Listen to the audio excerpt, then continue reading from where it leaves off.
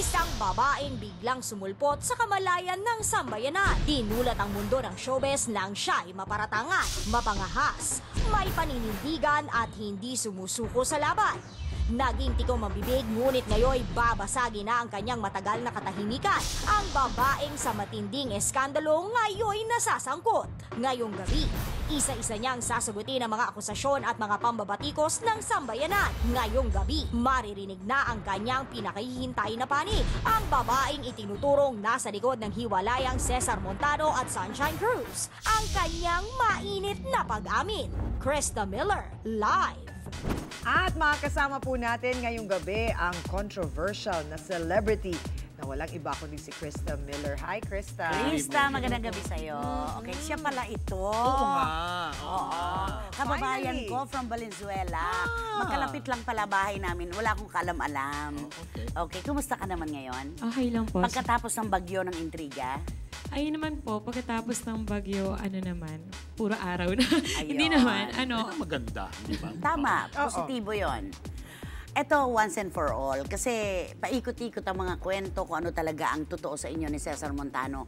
Ano ba talaga yon?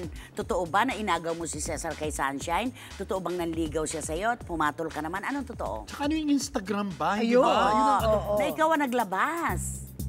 Opo, ano po kasi ako, moving on na po ako sa issue. Pero about po dun, kasi ako po, sobrang lovely po talaga ako sa mga katrabaho ko. Kahit naman po sa mga friends and family ko.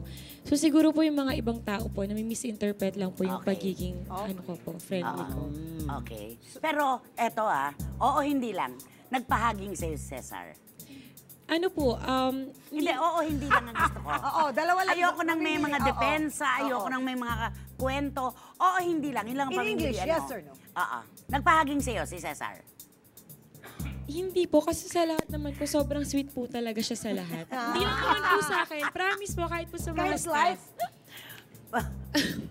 Hindi, ako magpa-prank paprankahin Ah, sige, ko ito direct.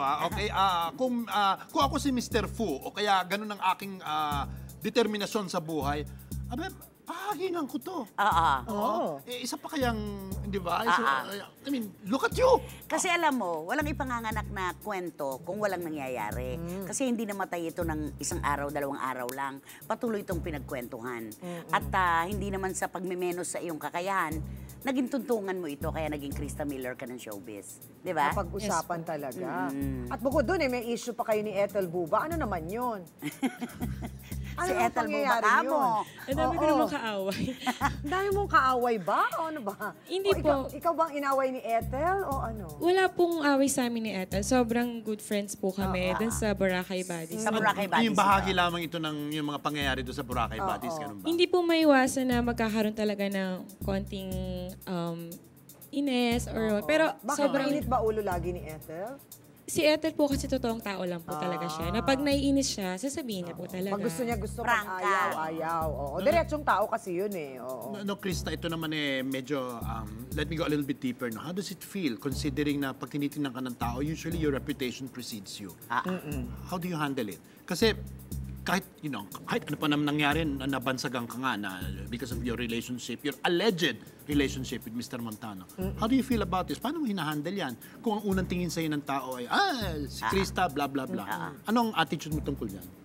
Kaya po sa lahat po ng mga work na, yung mga opportunity na binibigay po nila sa akin, ginagawa ko po lahat ng best ko kasi I want to prove na hindi po ako ganun, na may talent po akong tao. Ang ganda ng speaking voice niya. Ganda. no? Actually. She reminds me of a young Carmi Martin. Yes, pati yung pag ganun-ganun niya ng hair. Direct yung pag ganun-ganun niya ng hair, pag ganun-ganun. Di diba? ba? Karmitang-karmita. At again, hindi pa, especially lately, itong nangyari ito kay Krista, may nagpapatunay lamang.